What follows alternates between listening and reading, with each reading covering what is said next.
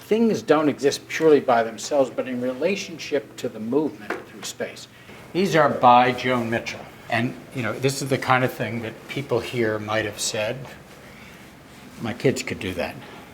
And then you come to something that is totally different. And you look at this after you see that, which is just all scribbling. Doesn't it sort of interest you? Doesn't it sort of say to you, what's this about? I was sitting one morning in my office, and there was a young associate who was in her office early. A lot of people in New York don't come in early. I tend to get here before most of the people get here, maybe because I wasn't born in New York. And this young woman was in her office, and she came down to my office, didn't know me. And she walked in and she said, I just want to tell you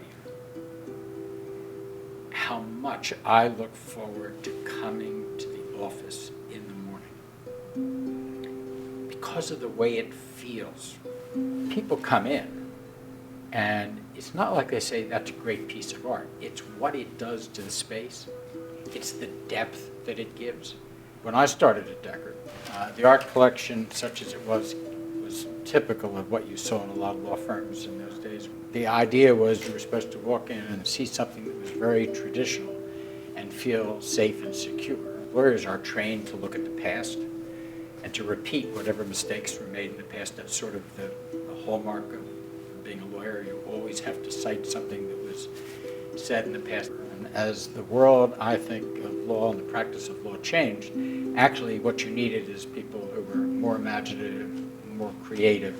When I became chair here, one of my views is that I think in order for an organization like Dechert, people need to be thinking ahead. People need to be thinking at the edge. People need to be stimulated. You needed to think. Art was something that you did a lot better at when you thought about it. That it was not decoration. It was something that you noticed and you continued to notice. It didn't sort of disappear on the wall. I think we have about 250 pieces that are currently on display here in New York. There is only one commissioned work here. The name of the piece is Falling Flowers. It's got flowers that go up from the top all the way down to one floor below where we are on one floor. What you have is, when you look here and you look at that piece, right? You can't see it all, and you look at it. First of all, you can feel there's this view that's out there that looks like it's pretty great. Looks like it, but if you're standing right here, you can't even see the Chrysler Building, right?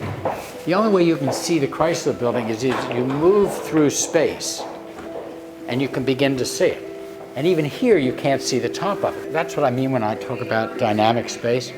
When you look at a piece like this and you say to yourself, there's more to it than I can see. Don't you want to see where it goes? It's that dynamic.